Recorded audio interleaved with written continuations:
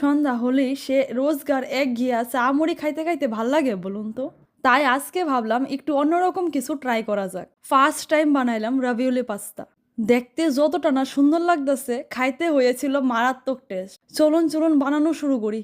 প্রথমেই বানাইয়া নিলাম হোয়াইট সসটা। তাওয়াতে সামান্য তেল বা বাটার দিয়ে রসুন কুচি আর 1 চামচ ময়দা দিয়ে নেড়ে চেড়ে ঢাইলা দিলাম 1 কাপ দুধ। দুধটা একটু ফুটে উঠলে এটার মধ্যে oregano, chili flakes, red chili sauce, green chili sauce আর টুইস্টের জন্য 1 চামচ সেজওয়ান চাটনি দিয়ে ভালো করে নাড়াইলেই রেডি হয়ে গেল আমাদের স্পাইসি হোয়াইট সস।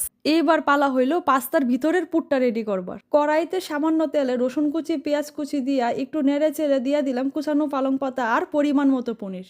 নামানোর আগে উপর থেকে কিপটামি না কইরা বেশ অনেকটা চিজ ছড়াইয়া দিলে রেডি হয়ে গেল ভিতরের পুরটা।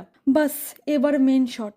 নর্মাল আটাটা যেভাবে মাখা হয় ওইভাবেই আটাটারে মাইখা বড় করে একটা রুটি বানাইয়া নিলাম। তারপর আমার মতো ছোট ছোট লুচি কইরা কাইটা ভিতরে পুরটা দিয়া সাইডে জল লাগাইয়া উপর থেকে আরেকটা রুটি দিয়ে আটকাইয়া দিলাম। এইবার সবগুলিরে ফুটন্ত গরম জলের মধ্যে ঢাইলা দিলাম। যখন দেখবেন এইগুলি নিচ থেকে ফুললা উপরে ভাইসা উঠছে তখন বুঝবেন পাস্তা রেডি। অবশেষে কড়াইতে সামান্য তেলে অল্প রসুন কুচি দিয়া পাস্তাগুলি একটু নেড়াই চেড়া দিলেই তৈরি হইয়া গেল গা। এবার আমার মতো গরম গরম পরিবেশন করুন আর এনজয় করুন। আর হ্যাঁ, কমেন্টে জানাইতে ভুলবেন না কিন্তু রেসিপিটা কিরকম লাগলো। টাটা।